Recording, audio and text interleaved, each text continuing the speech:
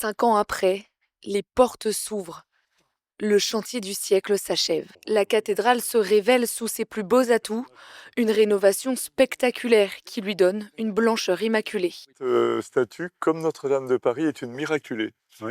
Parce que quand la voûte de la croisée du transept s'est effondrée dans la nuit de l'incendie, la statue aurait dû être pulvérisée. On s'est tous battus pour redorer l'image de la France, la fierté et la passion des savoir-faire de la restauration du patrimoine. Rassemblés d'abord sur le parvis, les 2000 personnes qui ont contribué aux travaux ont pu découvrir ce chef-d'œuvre fini. Emmanuel Macron en a profité pour les remercier.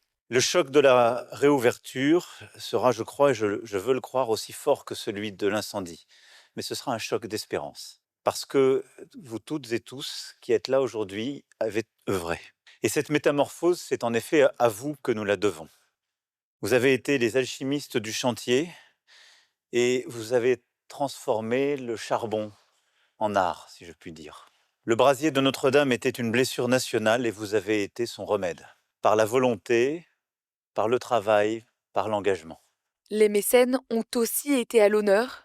Le projet qui a coûté quelques 700 millions d'euros a été financé exclusivement par des donations.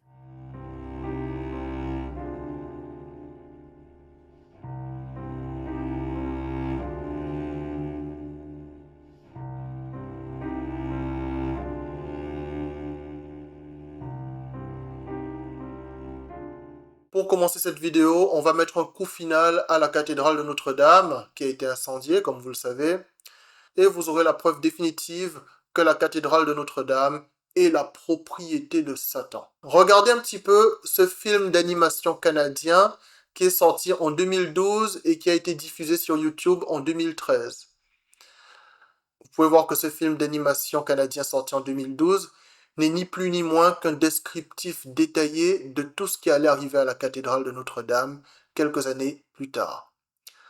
Alors, vous pouvez voir avec quelle similitude, là il n'y a absolument aucun hasard. Tout ceci était déjà écrit, ils avaient déjà établi toutes ces choses, ces satanistes, et puis ils se sont contentés simplement, avec l'aide des démons bien sûr, de réaliser leur projet satanique par rapport à leur propriété qu'est la cathédrale de Notre-Dame. Si la cathédrale de Notre-Dame avait un quelconque rapport avec Dieu, Dieu n'aurait jamais permis que des satanistes devinent que la cathédrale allait brûler, et on arrive même à deviner la manière dont la flèche de la cathédrale allait tomber lors de l'incendie. Là, ça va beaucoup trop loin. C'est bien la preuve que cette cathédrale appartient à Satan. Satan s'est contenté d'établir la manière dont il allait détruire sa cathédrale pour la reconstruire, tout simplement. On le voit, pour ses enfants et leur maman, cette prière du chapelet est une source particulière de grâce. Vous ne vous ferez point d'idole, vous ne vous élèverez ni image taillée ni statue, et vous ne placerez dans votre pays aucune pierre ornée de figures, pour vous prosterner devant elle, car je suis l'Éternel, votre Dieu. Nous sommes en route pour aller voir le petit Jésus. Le grand Jésus, je crois.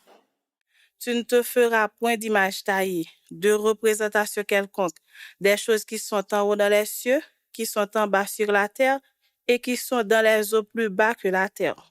Ils font toutes leurs actions pour être vus des hommes. Ainsi, ils portent de larges phylactères et ils ont de longues franges à leurs vêtements.